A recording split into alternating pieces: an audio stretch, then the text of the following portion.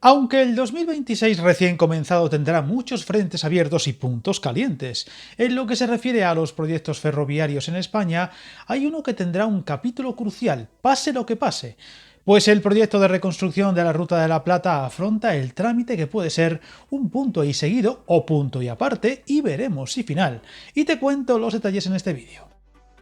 Hemos hablado en no pocos vídeos de este proyecto que plantea reconstruir el tramo cerrado en 1985 entre Plasencia y Astorga y proporcionar una conexión ferroviaria ininterrumpida entre Cádiz y Gijón, una ruta de la Plata que, más allá de la complejidad de lo que habría que construir desde cero, requeriría presumiblemente de mejoras puntuales en algunos tramos ya abiertos, como entre Zafra y Sevilla, y que ayudaría no solo a conectar todo el occidente español por tren, sino conectar mejor las provincias limítrofes entre sí, como Ciudad Real, Toledo, Ávila o Ourense, y además ayudar a impulsar las conexiones ya existentes y las que puedan llegar con Portugal, por lo que el resultado final del estudio de viabilidad en marcha importa en muchos lugares, no solo donde se vayan a ver máquinas y obreros sobre el terreno, un estudio que debería ser conocido en los primeros meses, posiblemente marzo o abril, aunque este tipo de estudios suelen retrasarse, por lo que no sería nada extraño que se fuera al verano o incluso más allá.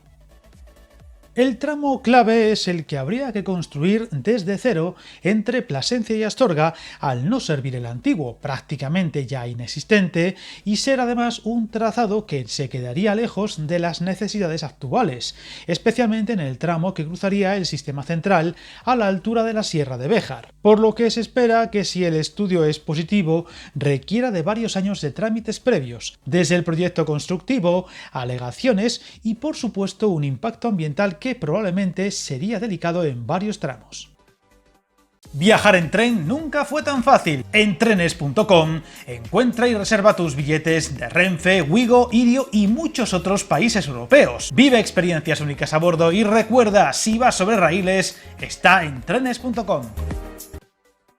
Pero para llegar a dicho punto de partida se necesitará que dicho estudio de viabilidad sea positivo y los números y características del mismo den para aprobarse y comenzar a andar, aunque sea en las fases más primarias, algo que muchos actores en las zonas afectadas han puesto en duda, especialmente de un tiempo a esta parte, y que incluso se ha usado como arma arrojadiza electoral en Extremadura o Castilla y León, al haber diferencias entre los diversos partidos sobre su interés. Un proyecto que, según las diferentes informaciones que se han ido deslizando desde Transportes o el comisionado del Corredor Atlántico, podría requerir de unos 20 años para haberse acabado y una inversión cercana a los 6.000 millones de euros, si bien estos datos podrían ser más aproximados que certeros, y siempre hablaríamos de la totalidad de lo que habría que construirse, ya que habría tramos que se podrían terminar mucho antes e ir abriéndose poco a poco, como ha pasado en casi todas las infraestructuras de esta complejidad. De momento, poco o nada se ha sabido sobre el estudio, aunque todo indica que siempre hablaríamos de ferrocarril convencional, de doble uso, pasajeros y mercancías, en vía electrificada y doble vía en algunos tramos, pero no en todos, y a velocidades medias, nunca a alta velocidad. Extremo este que tampoco se ha reclamado desde ningún rincón de las zonas afectadas, algo cuando menos llamativo en un país donde todo lo que se pide es alta velocidad. Un nuevo recorrido que partiría de Plasencia y donde parece que habría estaciones intermedias en, de sur a norte, Hervás, Béjar, Guijuelo, Salamanca, Zamora, Benavente, La Bañeza y finalmente Astorga, aunque algunas fuentes han pedido incluir alguna parada extra, como en Alba de Tormes, desviando el trazado varios kilómetros al este y enlazar con la línea Ávila-Salamanca a las afueras de la capital charra. Extremo este que no parece claro que se vaya a incluir, sin olvidar las conexiones posibles a zonas industriales o puertos secos.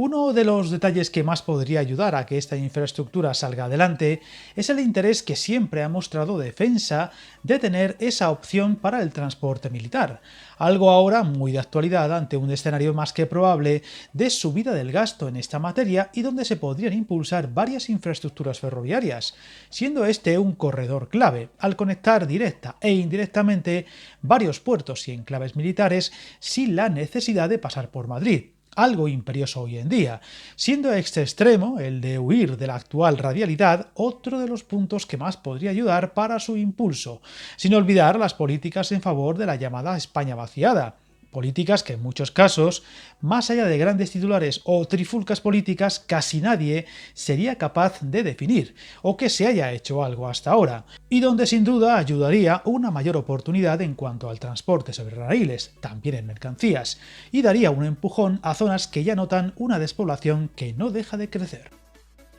Sin embargo, a pesar de parecer una reapertura más que lógica por muchos motivos, según ha ido avanzando el estudio de viabilidad y a pesar de no conocerse nada, el pesimismo se ha ido instalando en las zonas afectadas o sus principales impulsores, a pesar de que el estudio de viabilidad siempre se ha defendido desde transportes como la mejor muestra de que hay interés por construirlo, y donde hoy en día, para cualquier obra nueva, es imprescindible licitar dicho estudio y comprobar que es viable económicamente y socialmente, al ser un requisito impuesto incluso desde Bruselas, más aún teniendo en cuenta la dimensión de lo que habría que construir y de que muy probablemente una parte importante de los fondos necesarios podrían llegar desde Europa. Además, existe la posibilidad de que el estudio salga negativo, pero se modifiquen varios detalles para mejorarlo o se haga otro nuevo, como hemos visto en 2025 con la reapertura de la línea entre Soria y Castejón, que dio negativo, pero se relanzó uno nuevo incluyendo la en planes conexión a la línea de alta velocidad Madrid-Barcelona, y que se espera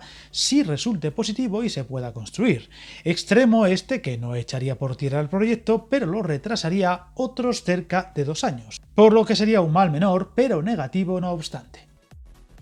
Otro detalle que ha levantado polvareda en estos casi 2 años de estudio es la trifulca política, pues el PP de Castilla y León y Extremadura han visto en este proyecto una oportunidad para captar votos y siempre se ha mostrado muy proactivo para reivindicar su reconstrucción, a pesar de que en los muchos años de gobierno popular en Madrid, incluso con mayorías absolutas, esta opción ni siquiera se contempló. Bien es cierto que los vientos favorables actuales en el ferrocarril han impulsado una posibilidad que hasta hace 3 o 4 años sonaba simplemente a pura fantasía en la zona. Otro actor político muy proactivo con esta reivindicación ha sido Unión del Pueblo Leonés, que lo ha utilizado para denunciar reiteradas veces el maltrato hacia las provincias de León, Zamora y Salamanca en cuanto a servicios ferroviarios o la dejadez en inversiones, y que siempre ha mantenido el desinterés por rescatar una ruta de la plata ferroviaria que vuelva a coser todo el occidente español, y donde solo será cuestión de tiempo comprobar si estas acusaciones son ciertas o no.